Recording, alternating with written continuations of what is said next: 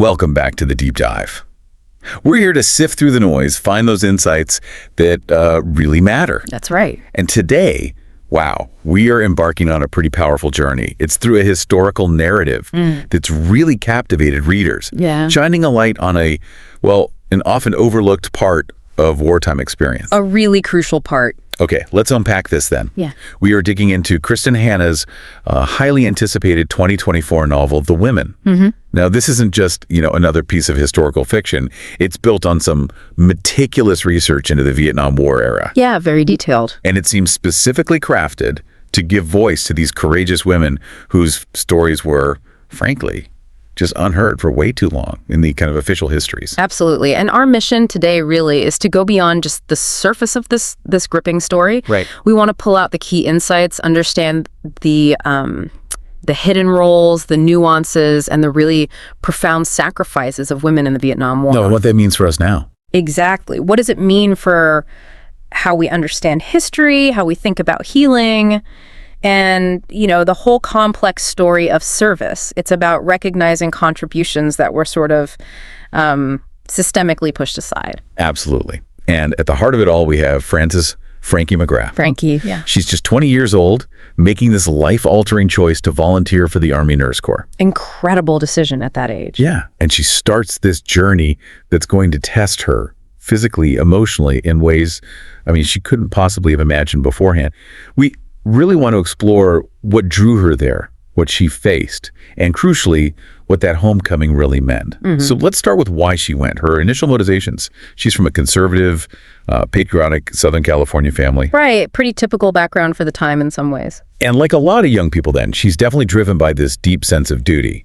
But there seems to be this powerful undercurrent for her too, doesn't there? This desire to prove something. Oh, absolutely. To prove that women could serve with courage, right there, near the front lines, beyond just the traditional roles expected of them. Yeah, exactly. And what's truly fascinating here, and what Hannah just exposes so powerfully, isn't just that war was brutal, we know that, it's how this specific experience just obliterates the profound naivety of that institutional patriotism that sent women like Frankie into battle. Right, that idealism meets reality. Totally. They were called to duty, yes, but often without really preparing them for the psychological devastation or the specific gendered kinds of courage and trauma they'd faced. So what did she walk into? She's thrown straight into the chaos. Field hospitals, think MSH units, basically. The constant sound, that thrum of helicopters bringing in critically wounded soldiers becomes the soundtrack to her life. God, I can only imagine. And the injuries she sees are just horrific. Blast wounds, amputations, severe burns. It's an immediate visceral awakening to the sheer destruction, the emotional toll of war.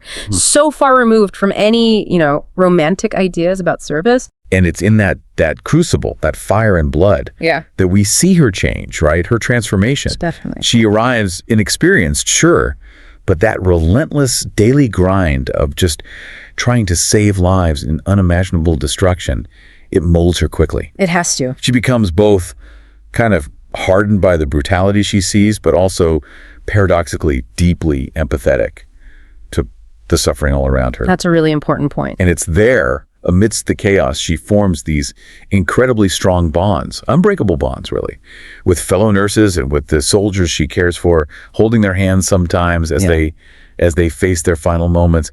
It's just an incredible picture of resilience. Indeed, and this is where Hannah connects it to that deeper theme, that more profound point.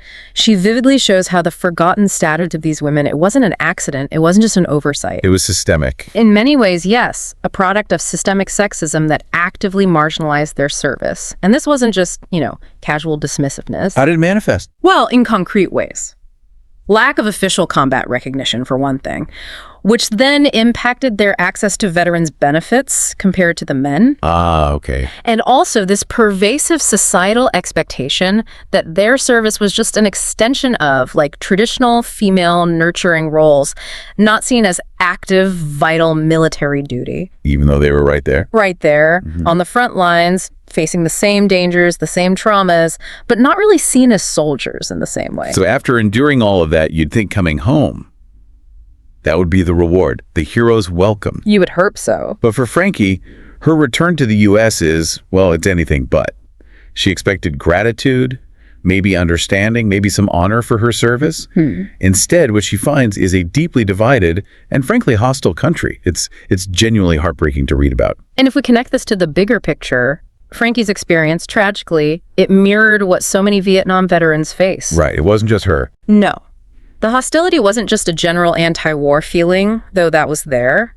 Hannah really skillfully shows how these veterans, especially from Vietnam, they became almost convenient scapegoats for a war the public hated by then. So their sacrifices were just dismissed. Or worse, actively scorned. That line between hating the war and hating the warrior got incredibly blurred, tragically blurred, which created this huge clash between the public perception of the war and the profound private sacrifices these individuals, especially the women, had made, left a really deep scar. And that emotional toll, the rejection after everything she'd been through, it just deepened her alienation, her loneliness. Massively. It wasn't just the public, right?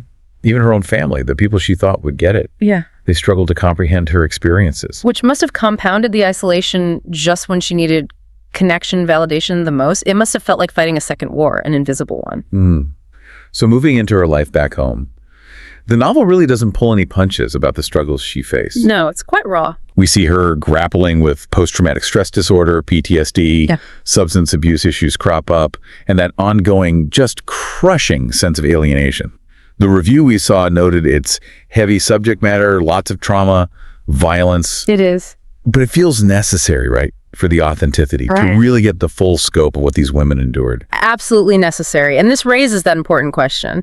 How does Frankie begin to rebuild her life after such a devastating return, especially when the society she served basically turned its back on her? Yeah, how does healing even start? Well, the novel shows it as a long, really arduous journey. It doesn't just label it PTSD. It explores the nuances, you know? Frankie's crippling nightmares, the hypervigilance, difficulty forming relationships, that persistent, overwhelming survivor's guilt. It sounds incredibly detailed. It is. And the profound insight here, I think, is that for trauma, this deep individual resilience, just pulling yourself up by your bootstraps, that's not enough. So what is enough? It's the rediscovery of a collective identity. That sisterhood forged in the crisis of Vietnam, that truly provides the framework for recovery. It's a powerful counter-narrative to that often very individualistic approach we sometimes see towards veteran care. That sense of shared experience, the sisterhood, it sounds incredibly potent. Did Hannah explore how that unique bond among the nurses might have differed from, say, the bonds male soldiers formed in its nature, or maybe the specific challenges it addressed? Yes, she definitely delves into that. While all soldiers form bonds, of course, the nurses' sisterhood seems to have had this distinct quality. How so? They were united by the specific, often unspoken burden of caring for the dying, making constant life and death calls, witnessing just unimaginable suffering, while often being seen as support staff, not really combat-exposed personnel in the same way. That shared specific trauma and the fight for recognition. Exactly. That created this bond of fierce loyalty and understanding, maybe deeper than typical friendships. They were each other's witnesses, you know, their therapists, their fiercest advocates when nobody else was listening. So it really becomes central to her healing. Absolutely crucial. That's why this isn't just a war story. It becomes this profound tale of healing and courage, really rooted in that unique female solidarity. Okay, now looking at the critical reception. The women got a 9/10 rating, described as emotional, gripping, and long overdue tribute. That's high praise. It is, yeah. What elements of Hannah's writing do you think make it resonate so deeply, make it so impactful for readers? Well, it's well-deserved praise, honestly. Kristin Hannah's strengths really do shine through here. First, the meticulous historical research. It makes the Vietnam setting feel immediate, real, not just wallpaper. You feel like you're there. You do. She weaves in details the music, the fashion, the specific medical practices that bring the era to life. But it's combining that historical accuracy with her deeply emotional storytelling, her ability to make you feel Frankie's despair, her hope, her love. That's what makes it so moving, so authentic. It doesn't just tell you, it makes you experience it somehow. And Frankie herself, Yeah. as a character, she's clearly powerful. What about her portrayal resonates so much, makes her unforgettable? I found her incredibly and flawed, yes, but so brave.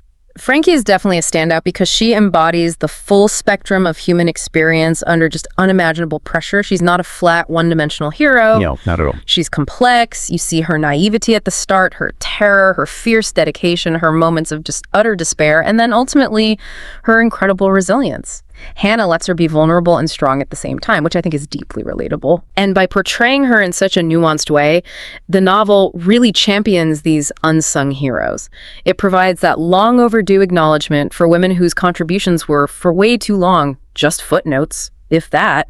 She becomes a sort of representative for a whole group whose stories were pushed to the margins. You touched on this earlier, the idea of a potential predictable arc critique. The familiar Hannah formula. Strong woman, adversity, resilience. Right. Some critics mention that. While the focus on women clearly sets it apart, how does Hannah manage to keep even that familiar structure feeling fresh and impactful for this specific story? That's a really good point. Because while there might be a certain narrative familiarity in her work, the unique historical context here is just absolutely paramount. It's the laser focus on women's experiences in this war. That specific lens changes everything. It does. Their specific challenges, their systemic invisibility, their distinct forms of trauma and healing, that focus makes the novel really stand out. It reclaims a narrative that desperately needed telling, filling a huge, glaring gap in the Vietnam War canon. So putting these women front and center Compels us to reevaluate our whole understanding of the war itself.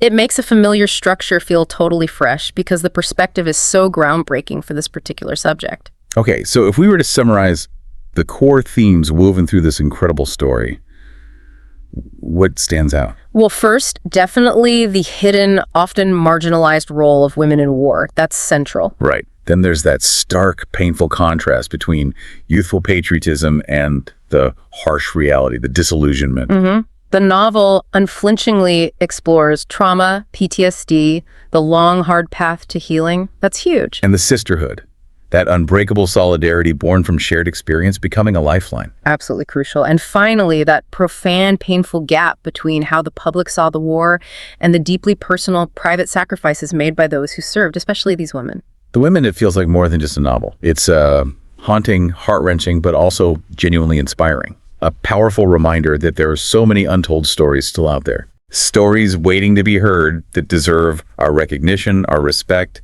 and frankly, a place in our collective history.